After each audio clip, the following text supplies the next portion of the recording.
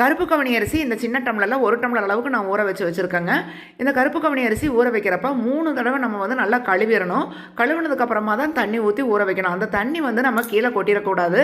நீங்கள் இந்த அரிசிக்கு எவ்வளோ தண்ணி வைக்க போகிறீங்களோ அந்த அளவு எடுக்கிறப்ப இந்த தண்ணியும் சேர்த்து அது கூடவே அளந்துக்கோங்க. இப்போ 1 டம்ளர் கருப்பு கவனி அரிசி அப்படின்னா அதுக்கு 4 டம்ளர் அளவுக்கு தண்ணி தேவைப்படுங்க. நான் இது கூட பாசிப்பருப்பு சேர்த்து வைக்க போகிறேன். அதனால் 4.5 டம்ளர் அளவுக்கு தண்ணி ஊற்றிக்கிறேன். குக்கரில் பாசிப்பருப்பு, கருப்பு கவனி அரிசி, தண்ணி எல்லாம் சேர்த்து ஒரு 5 விசில் வேக விட்டு எடுத்துக்கலாங்க. இது வெயிட்டெல்லாம் அடங்கினதுக்கப்புறமா ஒரு அடிகனமான பாத்திரம் அல்லது குக்கர்லேயே நீங்கள் இது கிளறினாலும் ஓகே தான். கொஞ்சமாக வெல்லம் சேர்த்திக்கோங்க. இந்த கருப்பு கவனி அரிசி கூட இந்த வெல்லம் சேர்த்து அடுப்பு சிம்மில் வச்சுட்டு அப்படியே கிளறிக்கிட்டே வாங்க. நல்லா கெட்டிப்பட்டு வருங்க. அந்த சமயத்தில் வந்து கொஞ்சமாக ஏலக்காய் தூள் சேர்த்திக்கோங்க. அது கூடவே வந்து நெய்யில் வணக்கின முந்திரி திராட்சையும் இதில் வந்து வணக்கி கொட்டி அடுப்பு ஆஃப் பண்ணிடுங்க. அவ்வளோதாங்க.